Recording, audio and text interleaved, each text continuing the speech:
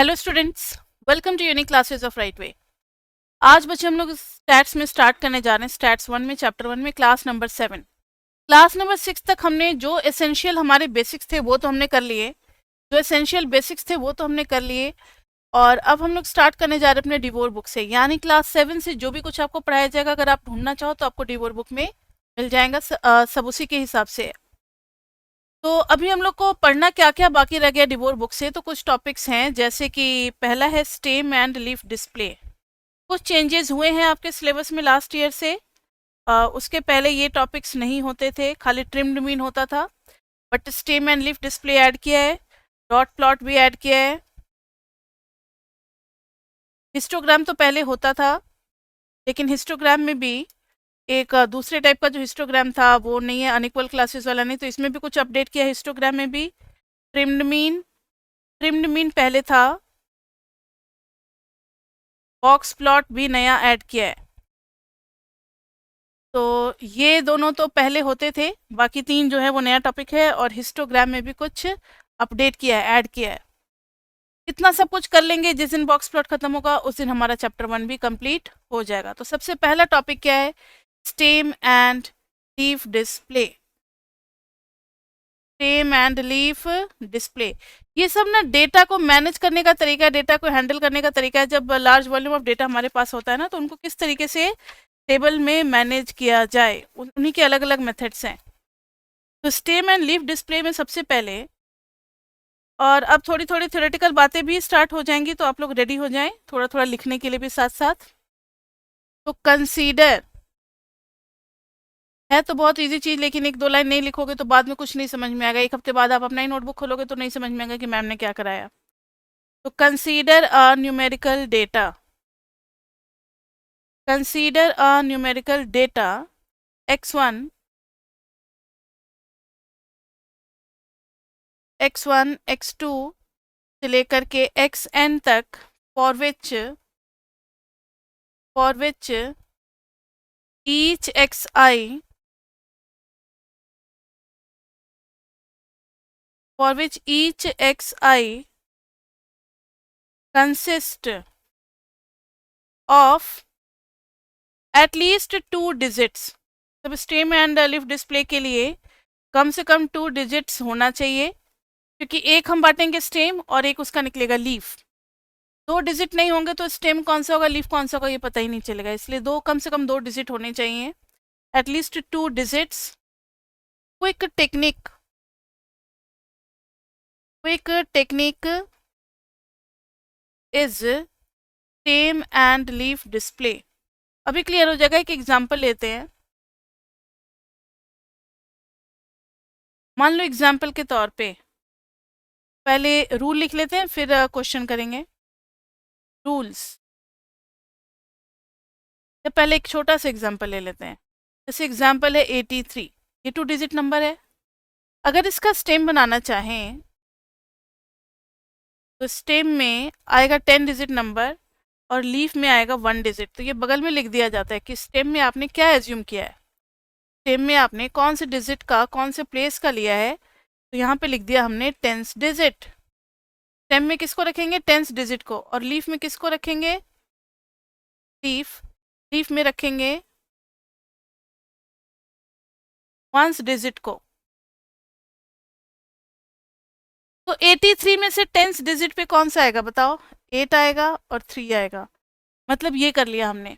ऐसा इसलिए करते हैं क्योंकि अगर 83 84 ये सब हुआ ना, मान लो 83 है, 84 है, 85 है, तो स्टेम तो सबका एक ही रहेगा, लीफ बस बदलता चलेगा। तो समझ में आ जाएगा कि 83 84 85 मतलब 80s के रेंज में चल रहे हैं, और वो सारा 3 4 5 यही सब आ रहा है।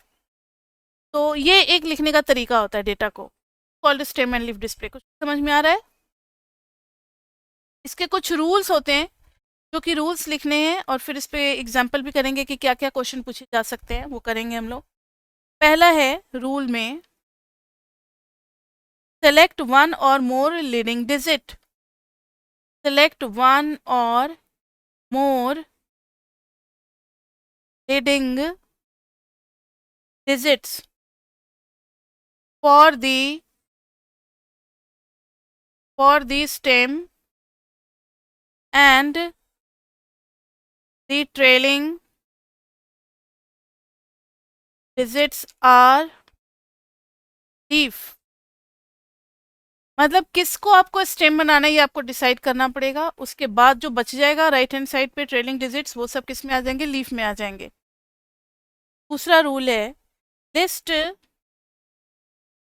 Possible stems. स्टेम्स भी तो अलग अलग हो सकते हैं ना, सब जरूरी है कि 80 के ही रेंज में होगा, कोई 70 में होगा, कोई 90 में होगा, तो स्टेम भी चेंज होते रहेंगे। तो list possible stem values in a vertical column. List possible stem values in a vertical column. Record the leaves. अब जब आपने स्टेम लिख दिया तो अब सबका रिकॉर्ड करो लीव्स को। अब लीव्स को लीव वाले कॉलम में लिखो। Record the leaves for each observations. अब हर मतलब स्टेम के लिए observations besides the corresponding stem value. मतलब सारे पहले स्टेम वैल्यू लिख लिए और फिर उनके जो लीव्स आ रहे हैं, जो ब्रांचेज आ रहे हैं, उनको साइड में लिखते चले जा रहे हैं। जैसे आपको साइड में इंडिकेट भी करना है कि आपने स्टेम पे कौन से डिजिट को लिया, लीफ पे कौन से डिजिट को लिया। वही है last rule, indicate the units for stems and leaf some place, जो भी होगा इन द डिस्प्ले। एक तो एग्जांपल मैंने आपको बताई दी 83 का। एक दूसरा, yes, record the leaves for each observation besides the corresponding stem value. जैसे मैंने आपको कहा ना 83, 84, 85 है, तो एक स्टेम में 8 लिख दिया। अब उसके बगल में लीफ वाले कॉलम में आपको सारे जो ब्रांचेज है लीफ वाले वो लिख देने हैं सारे। ठीक है। Indicate the units for stems, ये जो इंडिकेट किया है टेंस डिजिट और वंस डिजिट, इसको इंडिकेट भी करना है साइड में ना, ये दोनों को। हाँ हाँ, ये हर जगह साइड में लिखना पड़ता है कि आपने किसको लिया है। अभी देखो ना एक दो एग्जाम्पल, फिर पता लग जाएगा कि क्यों लिखना जरूरी है। अब 32.6 में हमारा वंस और क्या है, टेंस डिजिट है, दो डिजिट है ना। तो आप यहाँ पर लिख दोगे स्टेम में, अगर आपने स्टेम में टेंस डिजिट लिया है और लीफ में क्या लिया है, वंस डिजिट लिया है,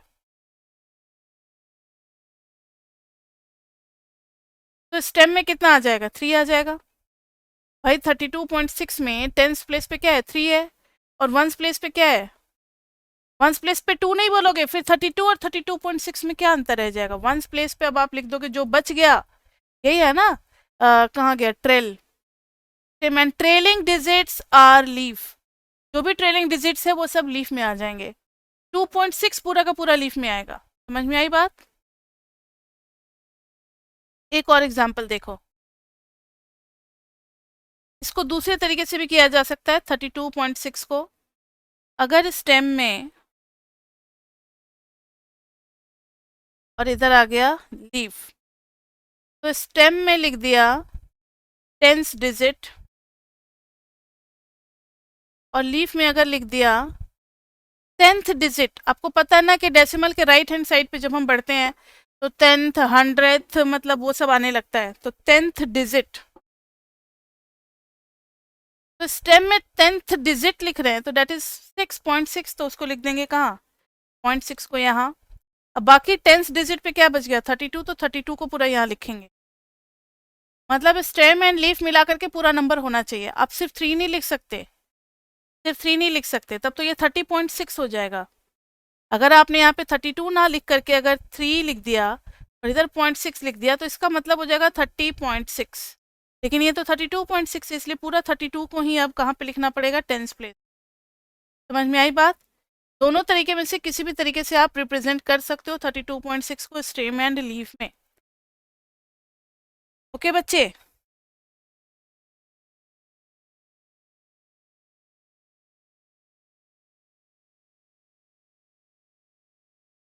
क्योंकि लीफ में 10th डिजिट हमने डिक्लेयर कर दिया कि 10th डिजिट ही सिर्फ लीफ में आएगा, लीफ में 1s प्लेस नहीं आ रहा है। तो 10th डिजिट में पूरा,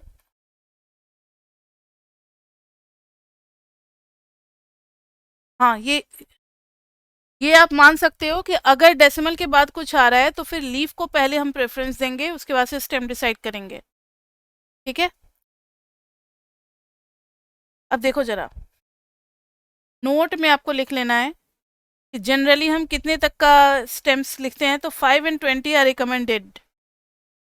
generally stems up to 5 and 20 are recommended. ज़्यादा स्टेम होगा तो फिर stem and leaf display successful नहीं होता है। डेटा को स्टडी करने का एक मेथड है stem and leaf display, data को डिस्प्ले करने का तरीका है। फिर हम बॉक्स प्लॉट पे जाते हैं, जो कि नेक्स्ट आएगा बॉक्स प्लॉट जब हम पढ़ेंगे। जब ज़्यादा डेटा होता है ना तो फिर हम किस पे जाते हैं, बॉक्स प्लॉट पे जाते हैं। तो स्टेम जो है, स्टेम जैसे अभी एक स्टेम आया है, दूसरा, तीसरा, ऐसे स्टेम आएंगे। तो ऐसे स्टेम जो है ना 5 या 20 तक ही मैक्सिमम अलाउड है, 20 के ऊपर स्टेम आपको नहीं लेना, फिर स्टेम एंड लीफ का मजा नहीं आएगा करने में। समझ में आ गई बात? तो एग्जाम्पल 1.6 करते हैं हम लोग, जरा बुक में देखना,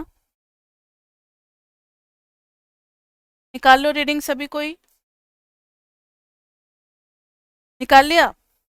the use of alcohol, the use of alcohol by college students is of great concern not only to those in the academic community but also because of potential health and safety consequences। ऐसा नहीं है कि सिर्फ academic communities like college और school में ही बस check किया जाए कि बच्चे अल्कोहल कितना यूज़ कर रहे हैं, बल्कि हेल्थ के पॉइंट ऑफ व्यू से भी काफ़ी ज़रूरी है to society at large. The article Health and Behavioral Consequences of Binge Drinking in College। Binge drinking means binge मतलब बहुत ज़्यादा एडिक्ट हो जाते हैं, ओवरडोज जिसका ले लेते हैं, ठीक है, उसको बिंज ड्रिंकिंग कहते हैं।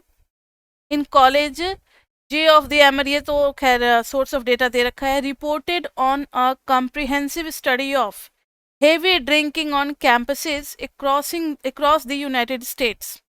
A binge episode was defined as 5 or more drinks in a row for male। अच्छा, बिंज ड्रिंक को इन्होंने डिफाइन कर रखा है कि अगर कोई मेल बच्चा है, मेल है, वो अगर 5 और मोर ड्रिंक एक ही साथ ले लेता है, मतलब एक बार लिया, दूसरा पैक लिया, तीसरा पैक लिया, अगर 5 या 5 से ज़्यादा ले रहा है तो उसको हम बिंज ड्रिंकर की कैटेगरी में डालेंगे कि yes he is a binge drinker.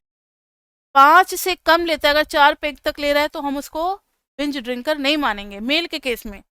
Female के केस में क्राइटेरिया अलग है, 4 और मोर फॉर फीमेल्स, मतलब फीमेल में एक पैक कम कर दिया है। जो कंडीशन 5 पैक पीने के बाद मेल का होता है वो फीमेल का 4 पीने के बाद ही हो जाता है, इसलिए एक कम कर दिया गया है। फीमेल में जो है वो कितना हो गया, 4 या 4 से ज़्यादा जो पी रही हैं उनको बिंज ड्रिंकर माना जाएगा। Figure 1.4 shows a stem and leaf display of 140 values of x. कितने डेटा हैं, 140 values of x. The percentage of, अच्छा, एक्स क्या है, percentage of undergraduate student who are binge drinker. तो binge drinker students, undergraduate, आप ही लोग जैसे अभी ग्रेजुएशन कर रहे हैं। These values were not given in the cited article but our display agrees with a picture of the data that did। ये सब हमारे काम का नहीं है। जरा स्टेम एंड लिव डिस्प्ले इनका देखो, वो कैसा है। तो इन्होंने बना रखा है स्टेम लीफ, बगल में बता रखा है कि स्टेम जो है वो क्या है, 10th डिजिट है, 10th। इस बार स्टेम एंड लीफ डिस्प्ले दिया हुआ और इससे हमें इंफॉर्मेशन निकालना, हमें बनाना नहीं है, दिया हुआ है। लीफ जो है वो है 1st डिजिट, जैसे पहले में 0 और यहाँ पर है 4, के बाद से है 1, 1, 3, 4, 5, 6, 7, 8, 8, 8, 9, फिर है 2, 1, 2, 2, 3, 4, 5, 6, 6, 6, 6, 7, 7, 7, घबराओ नहीं, इसके बाद हम नहीं लिखेंगे, 8, 8, 9, 9, 9, 9, ऐसे बहुत सारे हैं, 3, 4, 5, 6 सबके सामने दिया हुआ है। सबसे ज़्यादा इसी में है। लेंथ कैसे इसमें कम है? 1 0 1 4 में सबसे ज़्यादा है, 4 में सबसे ज़्यादा है बच्चे। फिर है लेंथ देखो, 5 में फिर कम है, से भी एक कम है, में तो बहुत कम है। ठीक है, पता ये क्या है? देखो, 0 के साथ 4 को मिक्स करोगे तो दिस रिप्रेजेंट 4%, दैट्स इट। 0 4%, 4%। अब 1 के साथ अगर मिक्स करते हो, 1 1, ये दे देगा हमें 11%। फिर है 1 3%, समझ में आ रहा है? 1 1, एक बार 1 3, एक बार 1 4, एक बार 1 5, एक बार 1 6, लाइक दिस। 14%, 15%, 15%, 17%, 18% 3 बार है। 18%, 18%, 18% और 19%। अब उसके बाद से 2 वाले रो में स्टार्ट हो जाएगा, तो 21%, 22%, लाइक दिस वे। ऐसे पूरे डेटा को इन्होंने स्टेम एंड लिव डिस्प्ले में लिख दिया है। तो आपको डेटा तो मिल ही रहा है कि भाई कितने कितने परसेंटेज बहुत सारी यूनिवर्सिटीज़ में या कॉलेज में चेक किया गया है 140 लोगों का, तो बिंज ड्रिंकर होने का पॉसिबिलिटी कितना कितना है वो सब लिख दिया। अब यस,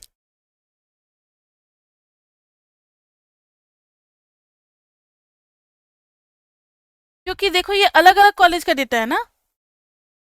देखो क्या दिया हुआ है, एक्स को देखो, the percentage of undergraduate students who are binge drinker. तो एक्स में दिया हुआ percentage of undergraduate students अलग अलग कॉलेज में लिए गए हैं, कैंपस 140 कैंपस लिए गए हैं। ऐसा हो सकता है ना कि दो कैंपस में same number of same percentage of students जो है वो बिंज ड्रिंकर हो सकता है या नहीं हो सकता है? इसलिए रिपीटेशन अलाउड है। समझ में आके? हाँ हाँ, मतलब 3 कैंपस में 18, डिपेंड। हाँ वो मतलब लक है, ऐसा आ सकता है ऑब्जर्वेशन में, कोई दिक्कत नहीं है उसमें। रिपीटेशन होगा तो उतनी बार लिखा जाएगा स्टेम एंड लिव डिस्प्ले में, हम एक बार नहीं लिखेंगे, ये सेट नहीं है भाई। 3 कैंपस का अलग अलग 18% आए तो तीनों 18% हैज सिग्निफिकेंट ना, सबका अपना अपना सिग्निफिकेंस है। ये किसी कॉलेज का होगा, ये किसी कॉलेज का होगा, ये किसी कॉलेज का होगा, किसी कैंपस का होगा। ठीक है, अलग अलग कैंपस के हैं तीनों। तो अब आप समझ गए स्टेम एंड लिव डिस्प्ले में लिखा क्या गया है, लेकिन इस तरीके से देने का मकसद क्या है। तो अगर आप इसको अरेंज कर देते ऑर्डर में तो आपको बड़ा मुश्किल होता संभालना।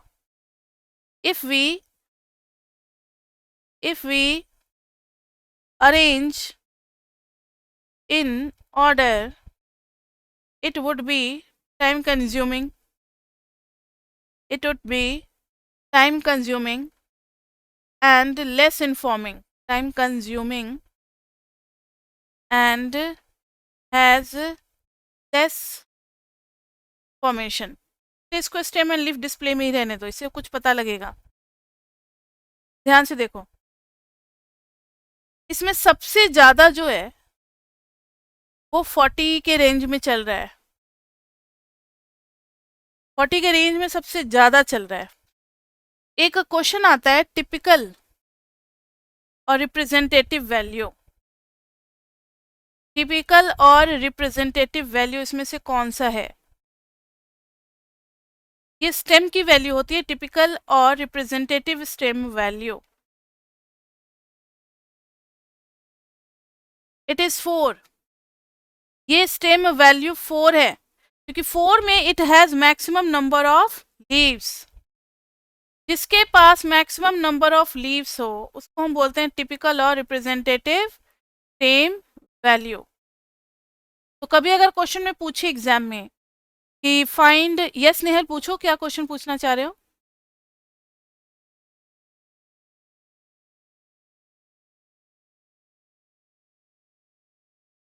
ये जो मैंने करना शुरू किया 4 11 13 14 15 17%, ऐसे लिखोगे 140।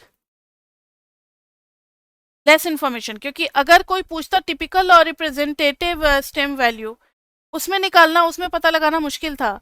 यहाँ तो लेंथ देख करके ही आइडिया लग गया ना कि सबसे ज़्यादा इसकी लेंथ है, तो यही वाला जो stem value, this will be your typical stem value. समझ में आ गई बात?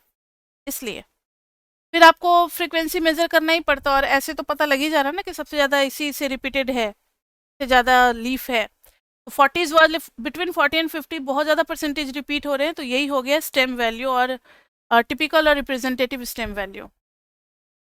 अब एक और चीज़ इससे पता लगता है, इट इज स्प्रेडेड।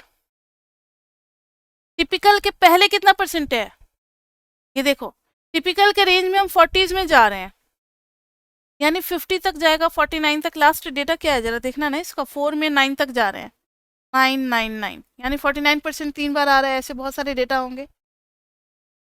तो it is spreaded on both the sides. Typical के दोनों साइड की बात हो रही है, एक टिपिकल का लेफ्ट साइड होगा, एक टिपिकल का राइट साइड होगा। इट इज स्प्रेडेड, स्प्रेडेड होगा, it is spreaded on both sides of 40% from left, from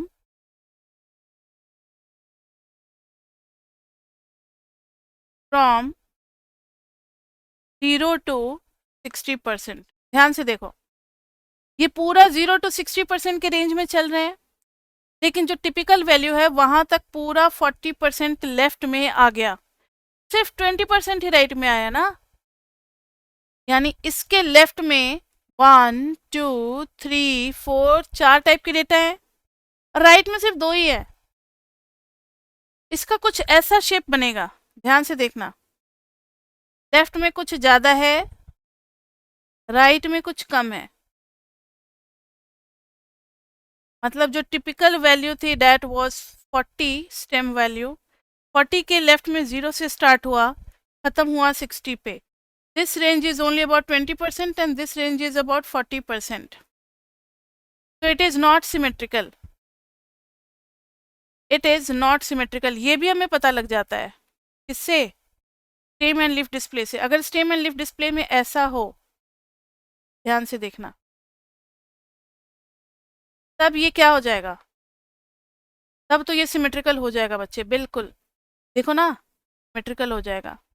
लेकिन यहाँ पर ये सिमेट्रिकल नहीं हो रहा है, क्योंकि यहाँ पर 1 2 3 4 5 है, या 4 है, 1 5 5 है टिपिकल वैल्यू, उसके बाद से सिर्फ 2 ही वैल्यू है। Graph will be like this way. Long tail left hand side पे है, long tail left hand side पे, तो it is negatively skewed data. तो देखो स्क्यूनेस भी पता लग गया, नेगेटिवली स्क्यूड, नेगेटिवली स्क्यूड। और साथ साथ ये भी पता लग गया कि दिस इज यूनी मॉडल, इसके पास एक ही मोड होगा, यूनी मॉडल डिस्ट्रीब्यूशन है, ये भी पता लग गया। क्यों है unimodal? As it has only one peak, it has only one peak. आपको मैंने क्लास में पढ़ाया हुआ है ना, अब देख रहे हो उसका यूज हो रहा है। अगर ऐसे होता, इसको बाई मॉडल बोलते, अगर ऐसे होता तो इसको ट्राई मॉडल या मल्टी मॉडल बोलते। लेकिन हमारा अभी जो क्वेश्चन है फिलहाल, वो सिर्फ सिंगल मॉडल वाला है, तो मल्टीपल मॉडल, तो उसको बोल रहे हैं यूनी मॉडल। एक और चीज पता लग रहा है, no outliers, no outliers. Outliers मतलब भीड़ से अलग, भीड़ से अलग ऐसा कोई नहीं है। अब जैसे क्लास में सभी बच्चे पास हैं, अगर सभी बच्चे पास है तो सबका 40% से ऊपर ही मार्क्स आएगा। अब एक बच्चा फेल कर गया, उसका आया है 2%, तो दैट विल बी आउटलायर, वो भीड़ से बिल्कुल अलग है। इसका डेटा इतना दूर फेंका गया है, 40% कहाँ और कहाँ 2%, तो वो आउटलायर कहलाएगा। अगर 100% लाने वाला बच्चा भी एक है तो वो भी आउटलायर कहलाएगा, क्योंकि वो भीड़ से अलग है। तो नो आउटलायर, यहाँ पर कोई आउटलायर नहीं है। As no observation, as no observations are usually far from the bulk of the data, are far from the bulk of the data. देखो ना, बल्क ऑफ डेटा से कोई भी अलग नहीं है, ये देखो सब लगभग लगभग एक ही बल्क में नजर आ रहा है, देखो यहाँ। इसलिए कोई भी बहुत ज्यादा दूर नहीं है बल्क से। अगर बहुत ज्यादा दूर होता तो हम उसको आउटलायर बोलते। क्लियर हो जाएगा आउटलायर, अभी आउटलायर भी ढूंढ करके निकालना है, बहुत सारा फॉर्मूला वगैरह भी है उन सब के लिए, धीरे धीरे क्लियर हो जाएगा यहाँ पर आउटलायर का मीनिंग। उसके बाद से एक और इन्फॉर्मेशन यहाँ पे पता लग रहा है, in most of the colleges, in most of the colleges about at least 1/4, at least 1/4 are binge drinkers, at least 1/4 are binge drinkers। यानी ये जो है ये प्रॉब्लम ऑफ हेवी ड्रिंकिंग हो गया, प्रॉब्लम ऑफ हेवी ड्रिंकिंग। फिर हम अपनी कोई नई पॉलिसी लेकर के आएंगे, लाइक बहुत हेवी चेक पोस्ट लगा देंगे कॉलेज के एंट्री पे, भाई कोई भी लिकर के साथ अंदर आना मना है, बहुत ज़्यादा हेवी कर देंगे। कुछ इसके लिए टीम बनाएंगे, कुछ ऑर्गेनाइजेशन बनाएंगे जो ज़्यादा निगरानी करेगी बच्चों पे, क्योंकि ये प्रॉब्लम बहुत बड़ा होता चला जा रहा है बिंज ड्रिंकर का। अगर सभी ऐसे पीने लगे तो फिर हमारे देश के यूथ का क्या होगा, सब तो बस नशे में ही धुत रहेंगे, डेवलपमेंट होगा ही नहीं। इसलिए कॉलेज में तो ज़्यादा ध्यान देना चाहिए, स्कूल और कॉलेजेस में। अब ये जो बात है कि about at least 1/4 are binge drinker, इसका क्या मतलब हुआ, यहाँ ध्यान दो। लगभग लगभग आप देखोगे तो 20, 30, 40, 50, 60 ऐसे बहुत सारे, और एवरेज निकाला जाएगा तो 25% से ऊपर ही आएगा। इवन जो टिपिकल वैल्यू है that is also a type of average mode. Mode आपको याद है, mode value is lying between something between 40 and 50।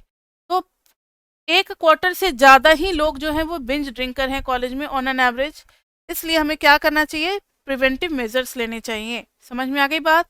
तो काफ़ी कुछ पता चला। क्या क्या पता चला हमें स्टेम एंड लीफ डिस्प्ले से? सबसे पहले तो typical and representative stem value, के बाद से कितना स्प्रेड है लेफ्ट साइड पे, कितना स्प्रेड है राइट साइड पे, जैसे सिमेट्रिक है या नहीं ये भी पता चला, किस टाइप का स्क्यूनेस है ये भी पता चला, यूनी मॉडल है या कौन सा मॉडल है ये भी पता चला, कोई आउटलायर है या नहीं है ये भी पता चला, और क्या डिसीजन लेना चाहिए ये भी हम ले सकते हैं। समझ में आई बात?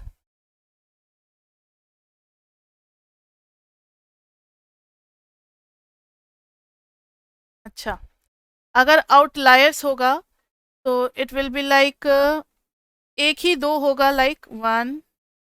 ये डॉट प्लॉट में ज़्यादातर पता लगता है, एक डेटा बिल्कुल अलग हो जाएगा and the graph will be like this. एक डेटा कहीं अलग हो जाएगा, मेजोरिटी ऑफ डेटा नहीं होगा उधर, बहुत दूर चला जाएगा आउटलायर्स में। डॉट प्लॉट कराएंगे तो पता लगेगा उसमें आउटलायर्स का, ठीक है। अभी आउटलायर्स का मीनिंग नहीं पता लगेगा, डॉट प्लॉट में बताएंगे। बस एक एग्जाम्पल के बाद ही डॉट प्लॉट आने वाला है, उसमें क्लियर हो जाएगा। अब एक क्वेश्चन इस पे, बहुत पहले जब पहली बार ये लगा था ना हमारा सेमेस्टर सिस्टम, और डिवोर बुक आई थी, नई बुक आई थी, उसके पहले एस सी गुप्ता चलती थी ऑनर्स में आपके कॉलेज में, आपकी यूनिवर्सिटी में ही, डीयू में। 2011 में पहली बार ये बुक आया है, 2010 में ही आ गया था आई थिंक, लेकिन 2011 में पहली बार सेमेस्टर सिस्टम अप्लाई हुआ था। तो उस टाइम में एक साल के लिए स्टेम एंड लीफ डिस्प्ले डाल दिया था। तो एक क्वेश्चन बस आपको 10 ईयर्स में मिलेगा 2011 में। उसके बाद से फिर आपसे जो सीनियर हैं बस वही पहले बैच होंगे, आप you will be the second batch to attempt the question on stem and leaf display. तो ये एक क्वेश्चन है, देखना जरा, फॉलोइंग आर दी, अब आप लोग कर सकते हो इस क्वेश्चन को। Following are the data on heights of, heights नहीं वेट है, एक मिनट वेट कर लो, data on weights at birth of 30 newborn babies, newborn babies born at a metropolitan hospital. Data क्या है? 7.2, 7.8, 6.8, 6.2, 8.2, 8.0। ये केजी में तो नहीं होगा, कोई दूसरा यूनिट होगा। 8.2, 8. बार है, डेटा लिखना पड़ेगा ना, क्योंकि आपके पास तो क्वेश्चन है नहीं। 5.6, 8.6, 7.1, 8.2।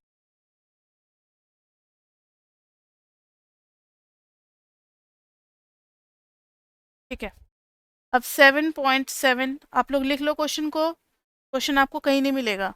7.2, 7, इवन 10 ईयर में भी नहीं मिलेगा, क्योंकि मेरे पास तो बहुत पुराने पुराने 10 ईयर है ना, तो मेरे पास तो मिल गया। आप लोगों को नहीं मिलेंगे इतने पुराने क्वेश्चन। 7.5, 6.1, 7.9।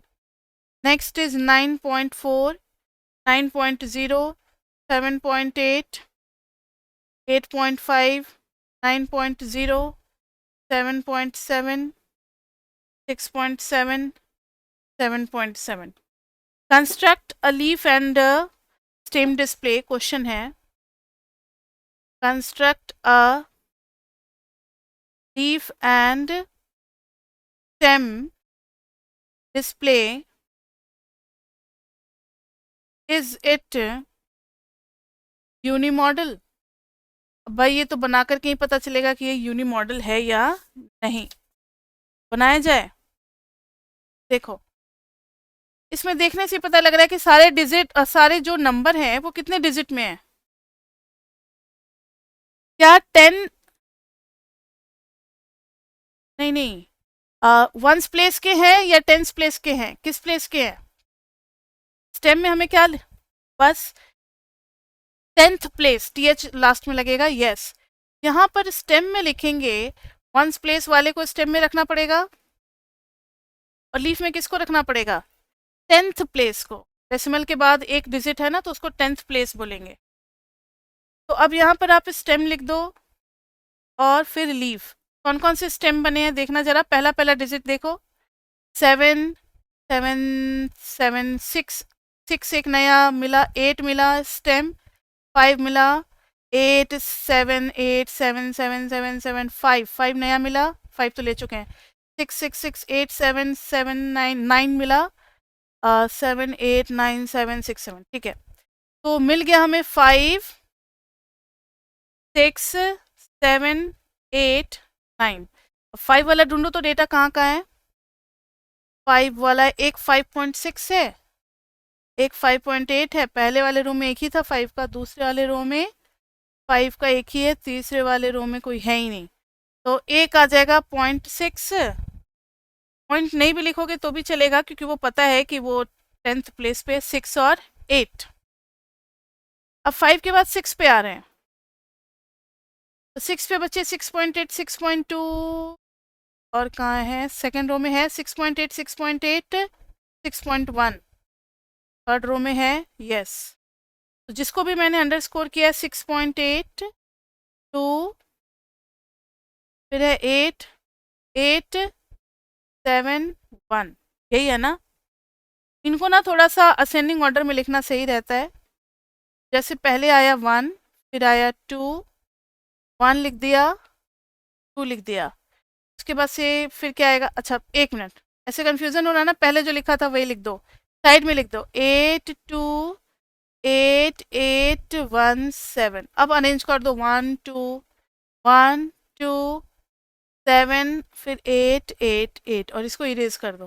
ठीक है, ये थोड़ा फास्ट होगा, टाइम ज़्यादा नहीं लगेगा, कंफ्यूजन भी नहीं होगा। अब आते हैं 7 वाले पे। 7 को देखो ग्रीन से कर रहे हैं, 7, 7, 7 ग्रीन से कर रहे हैं, 7, 7, इसमें तो बहुत सारे हैं।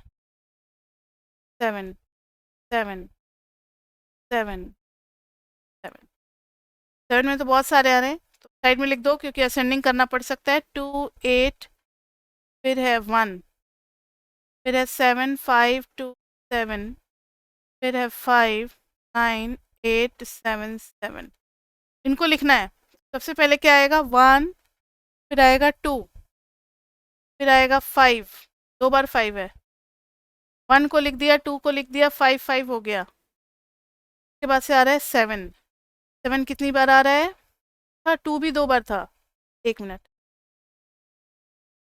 1 2 2, अब 7 है 4 टाइम्स, 7 7 7 7, फिर है 8, और फिर 8 भी 2 बार है, फिर है 9, क्या?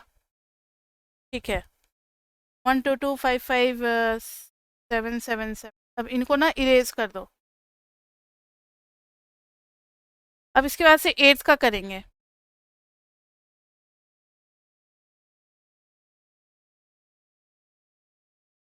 तो बच्चे इसी तरीके से 8 और 9 का बना लेंगे। तो 8 में जब आप देखोगे तो आपको मिलेगा 0 2 2 2, फिर मिलेगा 5 5 6, नेक्स्ट मिलेगा 0 0 4। आप अगर डिजिट के सामने लिखोगे ना 8 2 7 ट्रिपल 8, से लेंथ का आपको पता लगेगा कि डिस्ट्रीब्यूशन किस टाइप का होगा। ये बना लिया। अब आप इसका जरा देखो तो कैसे बनेगा ये।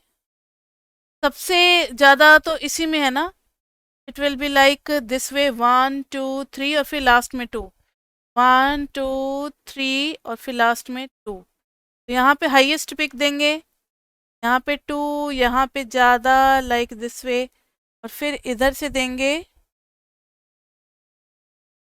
इन्होंने स्क्यूनेस नहीं पूछा है, ये सिमेट्रिकल एग्जैक्टली तो नहीं है क्योंकि लास्ट में 3 है और यहाँ पे 2 है, तो सिमेट्रिकल कैसे हो सकता है? और यहाँ पे भी 1 डिजिट का डिफरेंस है, एग्जैक्टली तो सिमेट्रिकल नहीं है। लेकिन इन्होंने मॉडल पूछा है कि इज इट यूनी मॉडल, तो लिखेंगे yes it is unimodal, yes it is unimodal. ठीक है, इतना ही था क्वेश्चन। तो क्वेश्चन में बेसिकली आपको मार्क्स किसके मिलने थे? तो ये स्टेम लिखने के, लीफ लिखने के, और ये पूरा बनाने के टेबल, क्योंकि ये उसी को आएगा जिसने पढ़ा होगा। इसके वजह से यूनी मॉडल है या नहीं ये भी पता लगाने का। तो ये काफ़ी अच्छा क्वेश्चन था। तो ये हमारा स्टेम एंड लीफ इसके साथ होता है कंप्लीट। स्टेम एंड लीफ में इतना ही है, या तो एक क्वेश्चन दिया रहेगा तो उससे हमें स्टेम एंड लीफ बनाना है, या स्टेम एंड लीफ दिया रहेगा तो उससे हमें इन्फॉर्मेशन बताना है। यही 2 क्वेश्चन आ सकते हैं, और क्या आ सकता है। तो स्टेम एंड लीफ के बाद से अब नेक्स्ट टॉपिक स्टार्ट होता है dot plot. Dot plot is also one of the way to represent data. तो हम डेटा को रिप्रेजेंट कर सकते हैं डॉट प्लॉट के थ्रू भी। डॉट प्लॉट में क्या होता है, जब हमारे पास फ्यू डेटा हो तो हम डॉट प्लॉट का यूज कर सकते हैं, मतलब कम डेटा में डॉट प्लॉट काफी अच्छा होता है। पहला इसका की पॉइंट है अट्रैक्टिव समरी।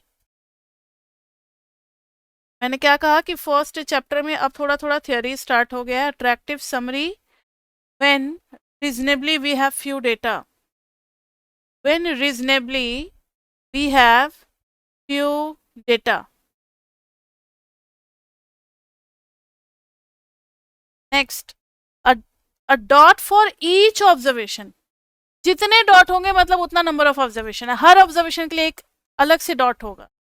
डॉट फॉर, तभी इसका नाम है डॉट प्लॉट। ईच ऑब्जर्वेशन मतलब सारे डॉट को काउंट कर लो, उतना ही नंबर ऑफ ऑब्जर्वेशन होगा।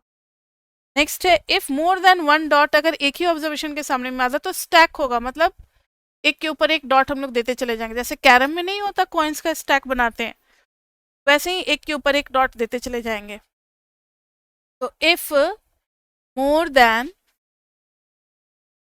if more than one dot, then vertically stacked, then vertically stacked, हम उसको वर्टिकली एक के ऊपर एक स्टैक करते हैं।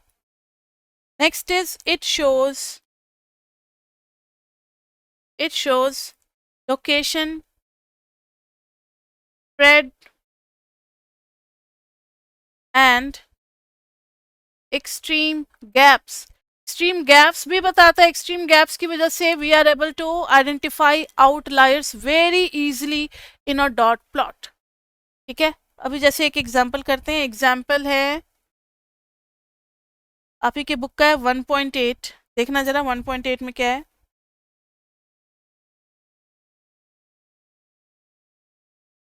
Here is data on state by state appropriation for higher education as a percentage of state and local tax revenue for the fiscal year 2006-2007 from the statistical, ये सब छोड़ो. Values are listed in order of the state abbreviable AL first, WY last. ठीक है, AL और WY ये state abbreviation use किया गया है. अब percentage of state and local tax revenue दे रखा है हमें, तो बस डेटा पे आपको फोकस करना है कि डेटा आपके पास क्या है.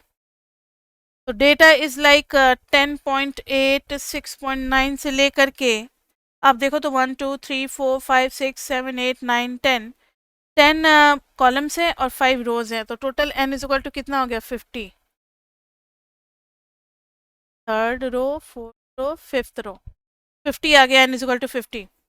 अब figure 1.6 shows a dot plot of the data. इसका जब आप डॉट प्लॉट बनाओगे तो इसमें देखो डॉट प्लॉट बनाने के लिए आपको मिनिमम ढूंढना पड़ेगा और मैक्सिमम ढूंढना पड़ेगा. पूरे में से मिनिमम ढूंढो, तो पूरे में से मिनिमम ढूंढो आप. अगर आपके पास बुक है, टेक्स्ट बुक है या उसका जीरोक्स कॉपी है तो आप वहां से भी देख सकते हो. मिल गया आपको? नो, 2.6 है. 0.5 कहाँ से दिखा आपको? We are doing example 1.8. Second, third row. अच्छा 2.5 आप बोल रहे हो. ठीक है ठीक है ठीक है. तो मिनिमम इज 2.5 और मैक्सिमम क्या जा रहा है? मैक्सिमम है आई थिंक 12.8 है. Maximum is 12.8. तो अब आपको एक नंबर लाइन बना देना है जिसमें 2.5 से स्टार्ट होना चाहिए और जाना चाहिए 12.8 तक. लेकिन स्केलिंग का भी ध्यान रखना है. स्केलिंग का भी ध्यान रखना है. देखो इन्होंने 2.8 से शुरू किया, 4.2. कितने का गैप रख रहे हैं ये लोग? आप अपना भी बना सकते हो, कोई दिक्कत नहीं, इन्हीं का बनाए. 2.8, 4.2 से 8 से 4 तो 3.2, मतलब 14 का गैप ले रहे हैं. हाँ, तो next will be what 5.6. Next will be what 7.0. फिर हो जाएगा 8.4. 14 7 जा 98. 14 8 जा 112. 14 9 जा 126. अब आप सारे डेटा को लाइक फर्स्ट डेटा आपका क्या है 10.8. 10.8 लगभग लगभग कहाँ होगा? 9.8 के थोड़ा सा आगे होगा 10.8. अगर ये गैप है 9.8 से 11, 2 का गैप है तो लगभग 1 का गैप. यहाँ पर एक डॉट दे देंगे हम लोग, एक डॉट दे दिए. ठीक है 10.8 के लिए. अब 6.9 के लिए एक गैप देना है तो 6.9 7 के क्लोज होगा. 6.9 के लिए एक गैप दे दिए, डॉट दे दिए. नेक्स्ट क्या है 8. 8 के लिए कहाँ देंगे? 8.4 से पहले देंगे. लाइक दिस वे आपको डॉट देना है. तो आप अपने बुक में देख सकते हो 2.8 से पहले दो गैप है, एक 2.5 का है और एक 0.5 और भी कहीं होगा. वर्टिकली स्टैक किया. 2.5 दो जगह है क्या? देखना.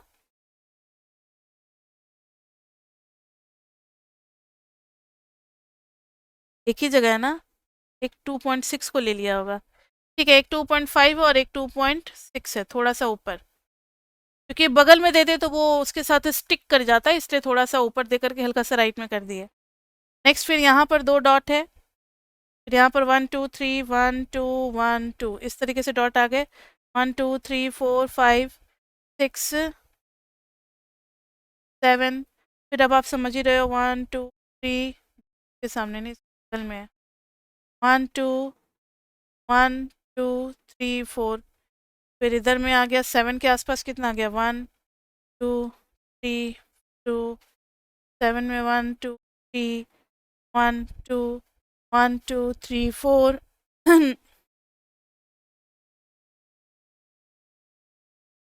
8.4. ठीक है, अब आप समझ ही जाओ बस. 9.8 पे है 1 2 3 4.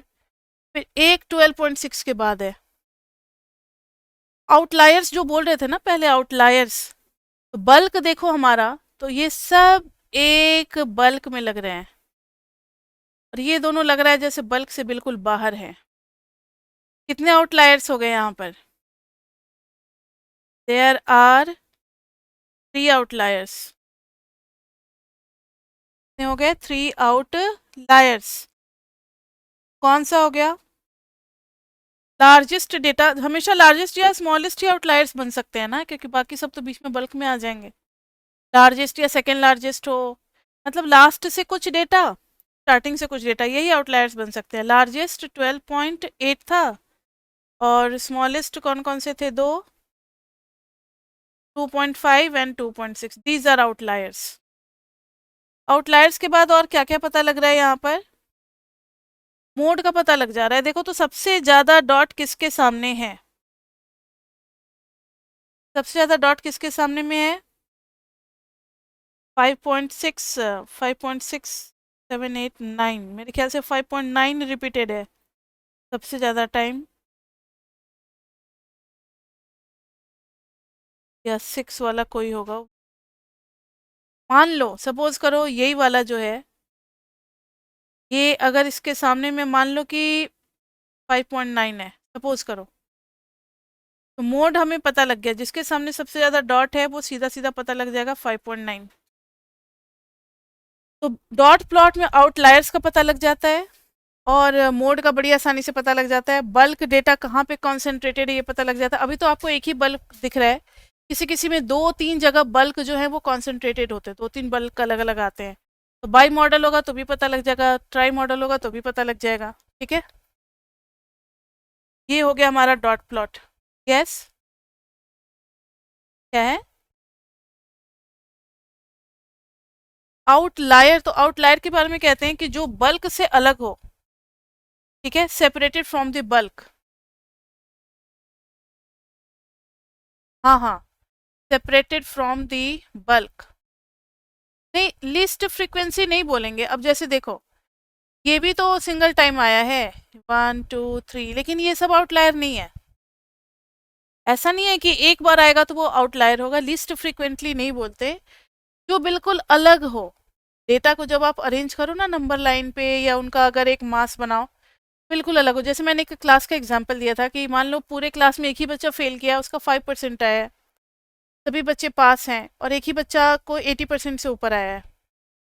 तो दो बच्चे आउटलायर होंगे, एक तो 5% लाने वाला और एक 98% लाने वाला, ये दोनों आउटलायर हैं। बाकी mass of the class is lying between 40 to 70%। तो आउटलायर्स जो ग्रुप से बिल्कुल अलग हट करके हो, तो आउटलायर्स बोलते हैं। ठीक है,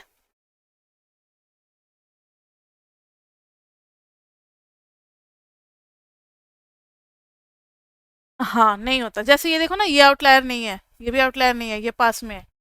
ये दोनों भी आउटलायर नहीं है क्योंकि ये बल्क के पास में है। ये थोड़ा सा डिस्टेंस गैप ज़्यादा हो रहा है ना, गैप, इसलिए इनको आउटलायर बोल रहे हैं।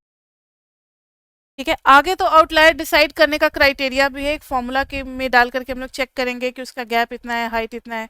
आगे है, अभी पढ़ना है हम लोगों को। अभी तो हम लोग डॉट प्लॉट पढ़ रहे हैं ना, आगे और पढ़ेंगे तो आगे और भी आएगा।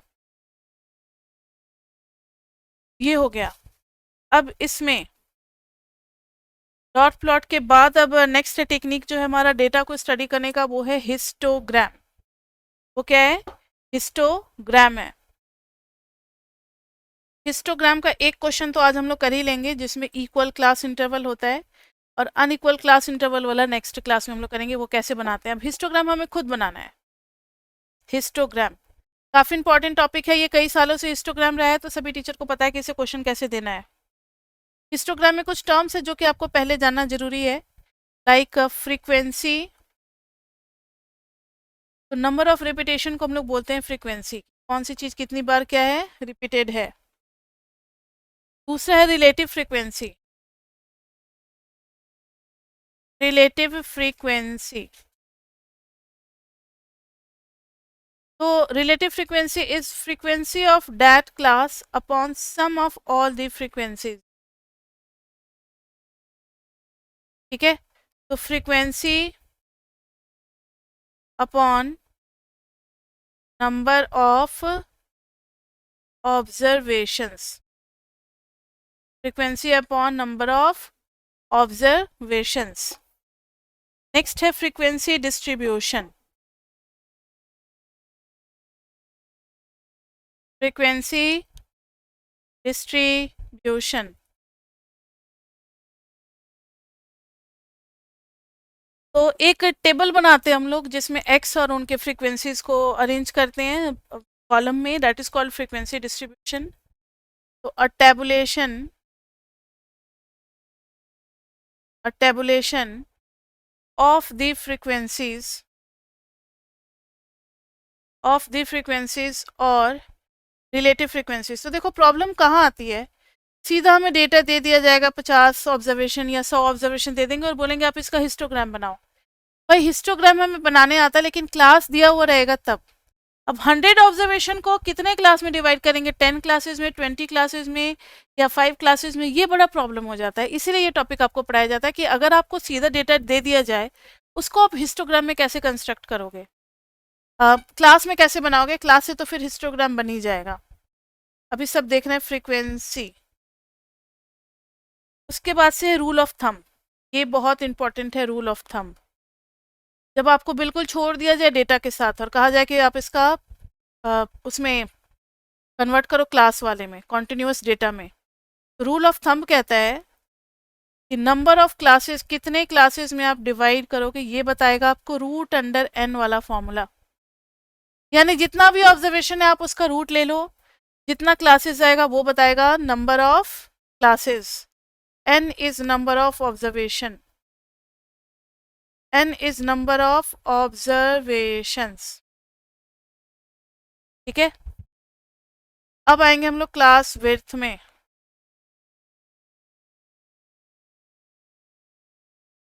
क्लास विड्थ, अब एक क्लास का कितना विड्थ रखना है ये भी तो जरूरी है ना। हम 0 to 5 बनाए या 0 to 4 बनाए या 0 to 6 बनाए, 0 to 3 बनाए, ये बड़ा कंफ्यूजन हो जाता है। तो क्लास विड्थ का भी फॉर्मूला है जो largest minus smallest by number of classes. L is largest observation, तो भी पूरे डेटा का सबसे बड़ा ऑब्जर्वेशन होगा उसको बोलते हैं L लार्जेस्ट ऑब्जर्वेशन।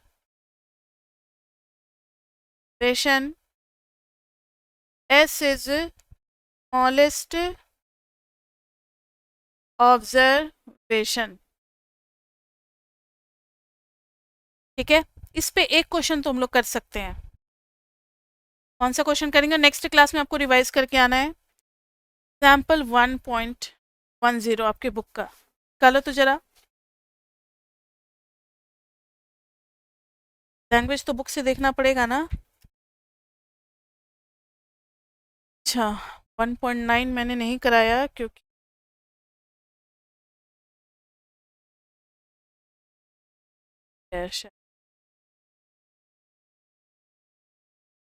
1.10 देखो,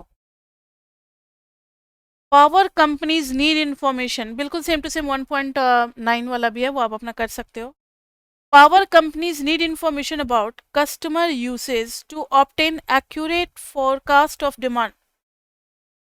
Investigators from Wisconsin Power and Light determined energy consumption BTUs during a particular period for a sample of 90 gas heated homes। 90 gas heated homes को लेकर के उन्होंने, और कितना पावर कंजम्पशन हो रहा है उसका डेटा इकट्ठा कर रहे हैं। 90 मतलब ऑब्जर्वेशन होंगे हमारे पास। And adjusted consumption value was calculated as follows.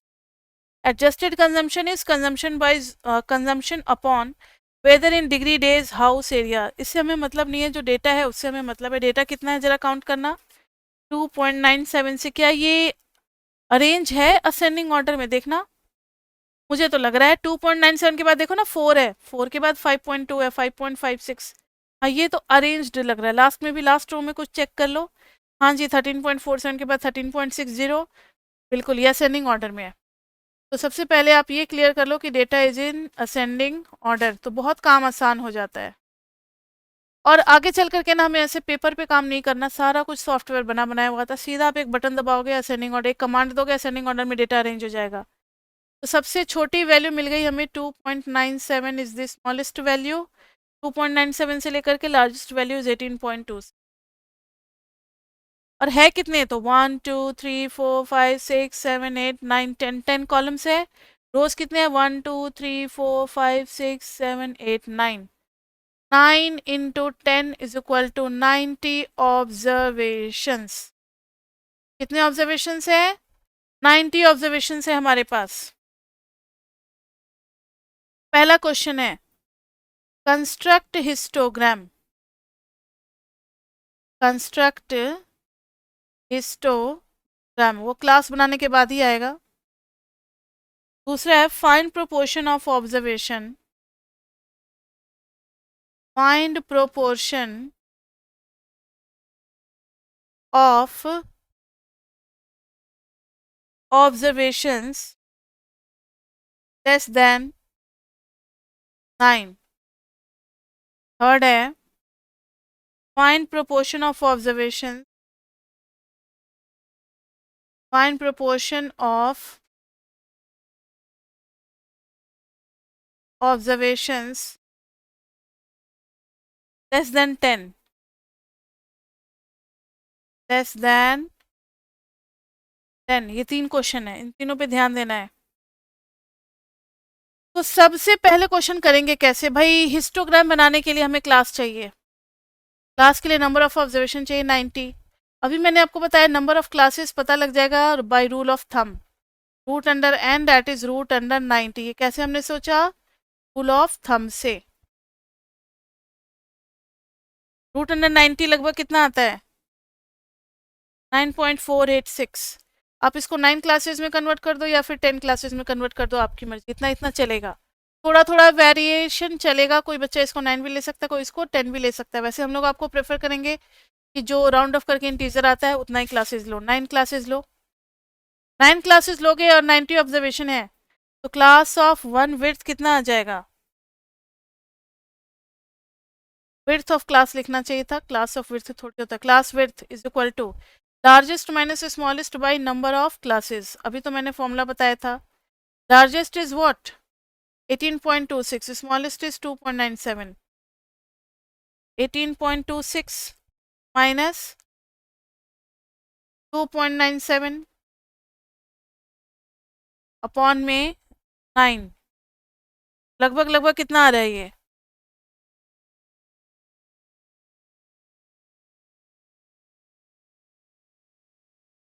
18.26 minus 2.97 divided by 9।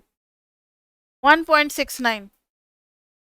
इसको ना अप्रोक्सीमेट करके हम लोग 2 कर सकते हैं, यानी क्योंकि 1.6 का तो क्लास इंटरवल बना ही नहीं सकते ना, इंटीजर रखना पड़ेगा। तो 2 क्लासेस 2 विड्थ का क्लास बना लेंगे। अब 2 विड्थ का क्लास बनाएंगे, हमें पहुंचना है 19 तक। ध्यान से सुन, 19 तक पहुंचना है। तो हम 1 से बनाना स्टार्ट कर दें। 1 2 3, 3 2 5, 5 2 7 कि 9 क्लासेस भी बनाना है। तो 9 2 जा 18 हो जाता है। लास्ट वाला हमारा कितना है? 18.26। तो 9 क्लासेस भी बनाना है, तो इसी में हो जाएगा जस्ट 7 9 9 11 11 13 13 15 कितना हो गया? 1 2 4 5 6 7 15 टू 17 और 17 टू 19। देखो आ गया इसमें 9 क्लासेस बन गया। सबका विड्थ कितना है? 2 2 है। सबका विड्थ कितना है? 2 2 है।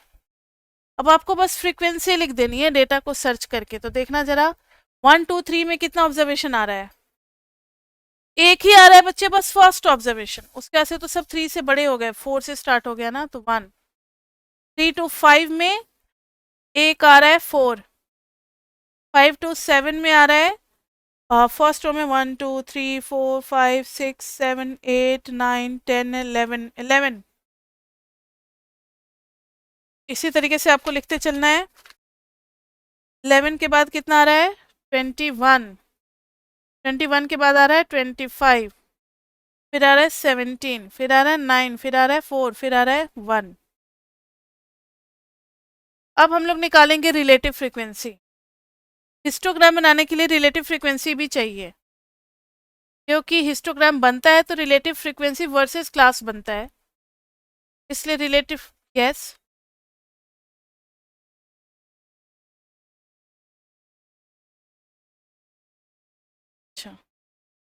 एक मिनट इसको सही कर लो। यहाँ पे बच्चे करेक्शन हुआ है जो मैंने येलो से किया, आप लोग भी इसको सही कर लो। 11 to 13 होगा। रिलेटिव फ्रीक्वेंसी का मैंने अभी आपको फॉर्मूला बताया था। क्या बताया था? कि जो भी फ्रीक्वेंसी है by sum of all the frequencies, sum of all the frequencies निकालो ना, कितना आ रहा है भाई? टोटल फ्रीक्वेंसी का सम तो 90 आएगा, क्योंकि 90 ऑब्जर्वेशन ही हमारे पास है। यानी सबको किससे डिवाइड करना है? 90 से ही डिवाइड करना है।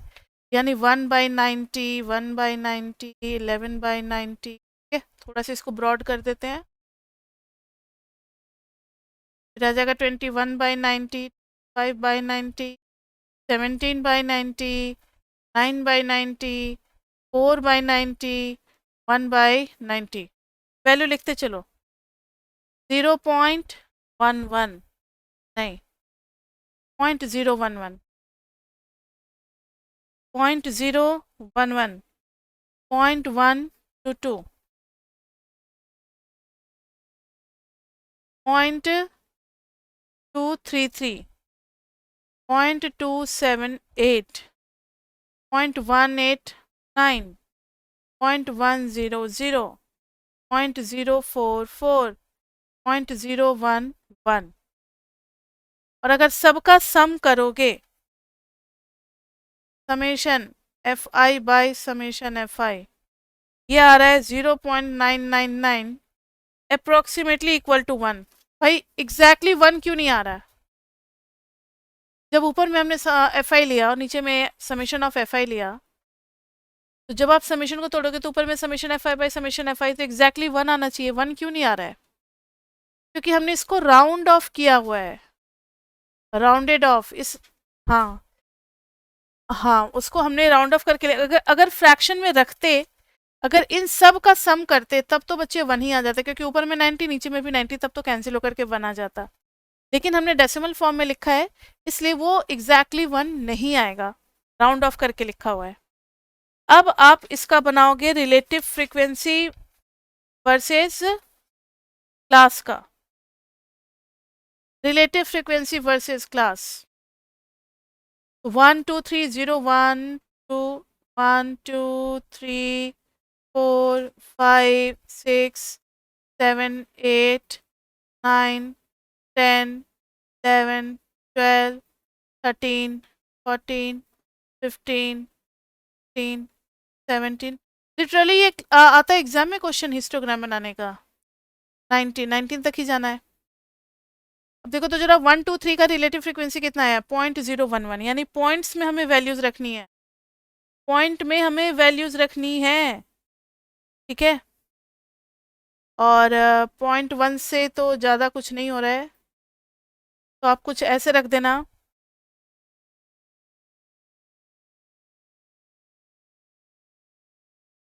उन्हें परसेंटेज में निकाल रखा है,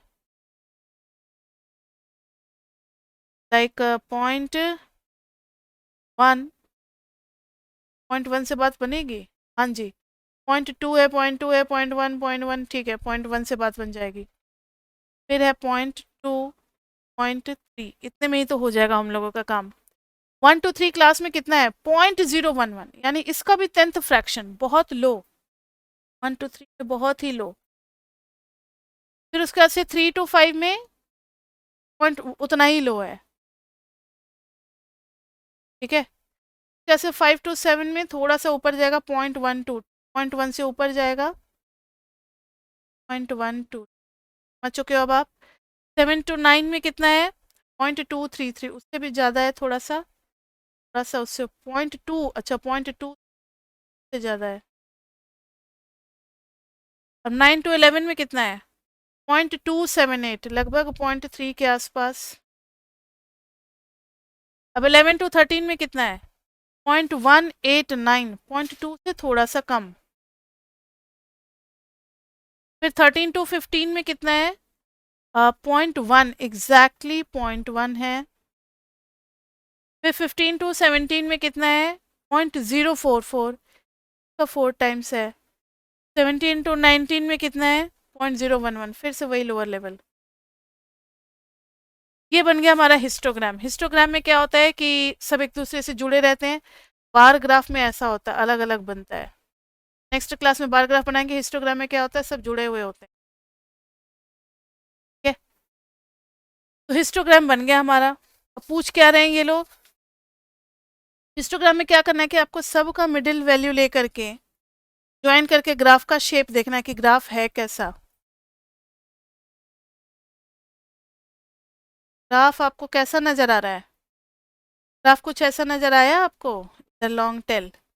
तो this is positively skewed, unimodal positively skewed, positively skewed. ये हो गया ग्राफ का नेचर। अब पूछा है बी में प्रोपोर्शन ऑफ